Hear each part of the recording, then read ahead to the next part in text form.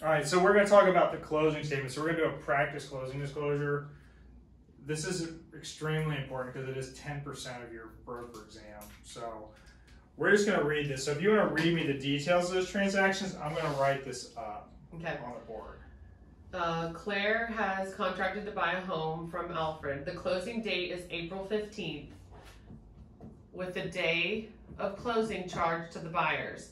The price of the property is $125, and the buyer is financing the purchase with a new 7.5% loan for 90% of the purchase price. She gives the broker a what was the interest rate? 7.5. Okay. Seems high 2 years ago, right? But no. Okay, sorry. She gives the broker a $5,000 binder check. The seller will pay off the existing first mortgage with a balance of $74,298.60.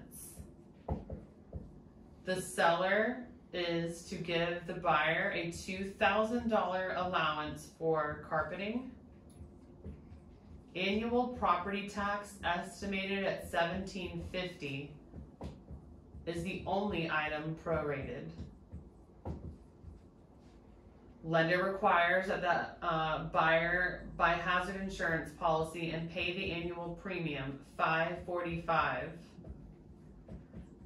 The escrow amount is collected at closing for 3 months of taxes, 2 months of hazard insurance, 2 months of private mortgage insurance. The first payment is due on June 1st.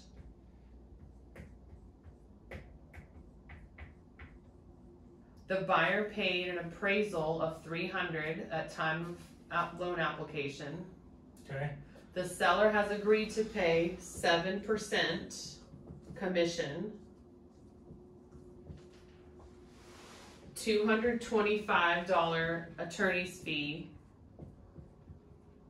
doc stamps on the deed. So we got. How much was the attorney fee? $225. We have to configure doc stamps and other items discussed in the following paragraphs. Okay. So we want to get a consolidated closing statement for all these items, right? So I'm not going to sit here and write them all down. What we're going to do is we're going to figure them out by question, but this is the gist of this whole transaction. So I'm going to reiterate this. Buyer owns the day of closing, April 15th. Closing to $125,000 purchase price with a loan to value of 90%, 7.5% interest, $5,000 buyer, $2,000 seller credits, $74,298.60 payoff from the seller. Seller's going to pay for doc stamp 70 cents per hundred fraction thereof. Attorney fee of $225, 7% commission. The appraisal is paid up front by the buyer, $300, and property taxes are $1,750. Annually, we're gonna prorate that with HOI of $545 paid by the buyer. 3 months taxes, HOI and PMI are going to be your prorations. Now, we didn't get a PMI percent. PMI is going to have to be given us unless it's an FHA deal. FHA, we can figure it out based on what the factor is. Okay, so I'm not going to go through all these. Everything on this document is actually on the next 2 pages. What I'm going to do is we're going to skip to the questions, right? How much is the buyer's new mortgage and how is it shown on the closing disclosure? How much is the buyer's new mortgage and how much is it on the closing disclosure? Now, what I want to do when we talk about these questions is actually go through and kind of figure out how we know to eliminate answers right off the bat. Because a lot of times math scares people and we need to figure out how to avoid that, right? First of all, let's ask a question. If the loan to value is 90% of $125,000, is it higher or lower than 125? If it's 90% of 125, it has to be lower than 125. In this case, letter B is 125, letter C is 140. We can eliminate B and C because they're higher than 125. The other two answers are 112, 500. So guess what 90% of 125 is? 112,500, right? Don't even have to do the math. Now, what do we know about loans? What do we know about mortgages? How is a mortgage shown on a closing statement? Who's taking the mortgage out? The mortgage is being taken out by the buyer, right? If the mortgage is being taken out by the buyer, would it show up on the seller's side? No. All right? Well, if the mortgage is on the buyer's side, then it's very simple. The two answers that are left says on page 3, both of them say on page 3. One says on the borrower side only, the other one says on the borrower and seller side. Well, if it's a mortgage, it's only on the borrower's side. So think about this. Our first math question is done. The answer is A. We don't even need to do math. Yeah. This is the point of this whole closing disclosure thing. You don't necessarily have to do math if you understand the concept, right? That's why I wanted to write it up on the board. Mortgages are on page 3. Why? Because it's summary transaction, summary sale, loan transactions on page 3. Only expenses are on page 2. We know that loan to value mortgage stuff is only on the buyer, not on the seller. There's your answer. Make sense? Mm-hmm. How much are the government transfer taxes for the buyer and seller, and how are they shown? Where are expenses? 2. On page 2. Letter D says they're on page 3. So we're already So out. that answer's wrong. Now we have to figure out what the expenses are. How much are the doc stamps on the deed? Doc stamps are paid on the purchase price. 125. How many hundred units are those? 125. Right? Oh, 20. 1,250. What's 1,250 times 70 cents? 875. $875. How many answers have $875 in them? 1. How many answers are the right answer? 1. So do you have to go any further on this question? No. No. This is my point. You have to do very little math to get the answer right. Now, I'm going to go ahead and work the other piece of this just so you know. But the answer is B without even looking any further because the other answers are $784 and $980. Well, it can't be that, right? So we have to know that this is the right answer. The deed stamps here, we know we have a 90% loan to value, right? So how much is the new mortgage? $112,500. How many hundreds are in that? 125. How many hundreds are in that? Take the 2 zeros off, Right. right? Multiplied by what? 35 because of note stamps, right? And what do you get? 393.75. But that answer's not there, right? Right. Why? The Because we have the tax. intangible tax. What's the intangible tax? 0.002 of Of the whole amount. 225. Add those two together. What do you get? 618.75. 618.75. Look, it's on B again. So we just double checked our answer.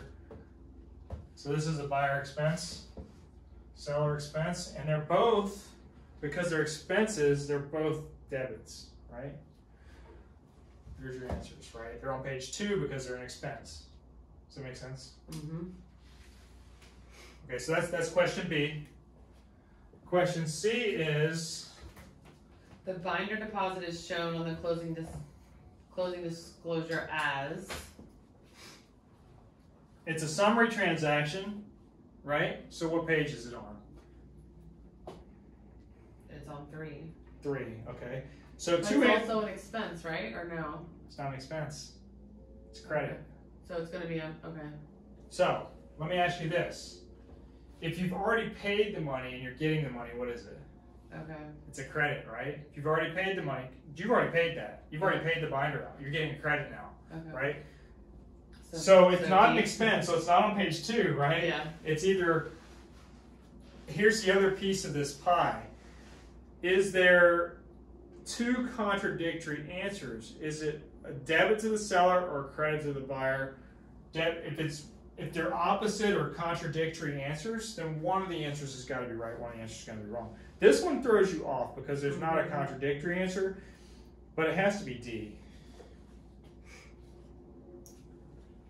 Credit to the buyer, page 3. Deposit is only credited to the buyer. The seller has not yet received the deposit, so they don't get anything for it. Does that make sense?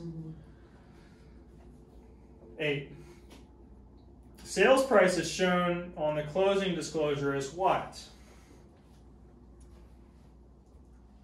This is tricky.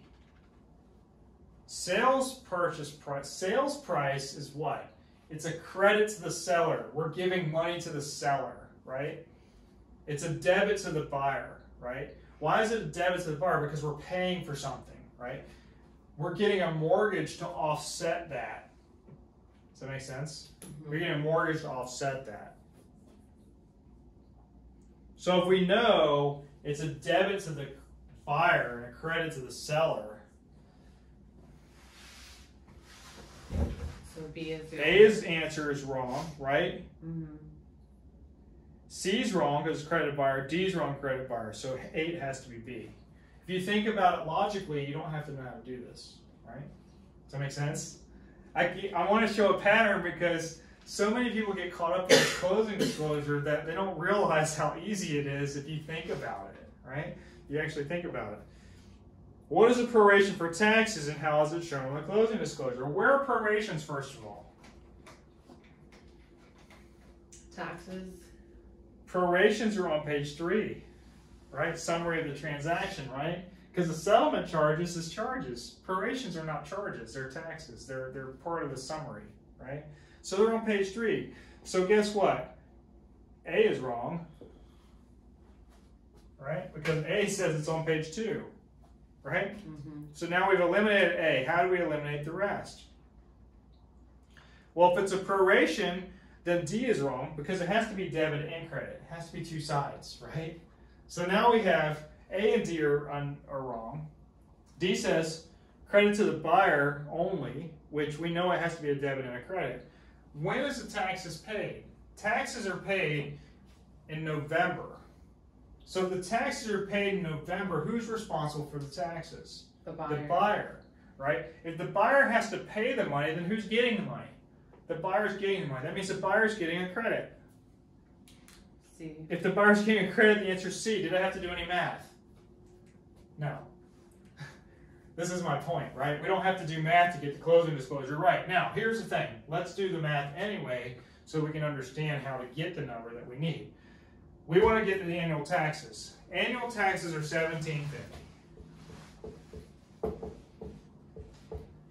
How do we figure out what the daily tax rate is? We divide that by 365 days, right? What do we get for that? Let's see. That's a 6. $4.79. $4.79. 4 5, yeah. 4 or 5. Mm-hmm. Here, we don't want to round. We want to continue to take as many decimals as we can. Don't round in your calculator, but for purposes on the board, I'm going to round. 475 times how many days? Who owns the day of closing? The buyer. Right. So in this case, the buyer owns the day of closing. So the way I do it is we do this nice little long chart, right? You have December 31st over here. This is day 365. This is day 1, right?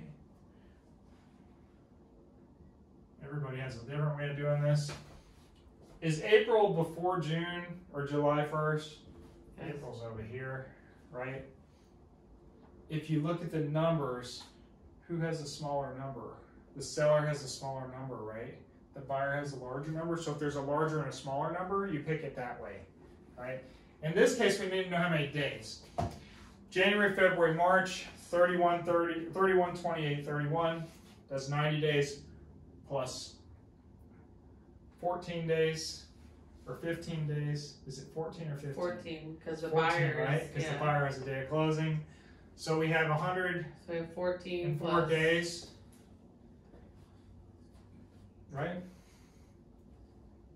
We have 104 days for the seller. Remember, we're prorating to the buyer. We're giving the buyer money. Does that make So sense? it's not 103. It's 104. So 31 for January, 28 for February. 28. March is 30. March is 31. March is 31. March is 31. 30 days has September, April, I don't know June, why I and thought it was November. 31. All the rest have 31 except for Okay. February. You can also do this. January, February, March, April, May, June, July, August, September, October, November, December. Okay. You can always do it that way if you count on your knuckles, Okay. right? 104 days times 479.45 is what?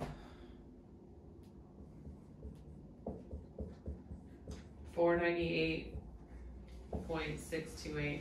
498.628.63. Mm-hmm. The answer is 498.63, debit seller, credit buyer, because the buyer's responsible for it. It's that simple to do a proration. 30-day prorations are a little easier, but in this case, this is an annual proration. Does that make sense? Mm-hmm. Okay.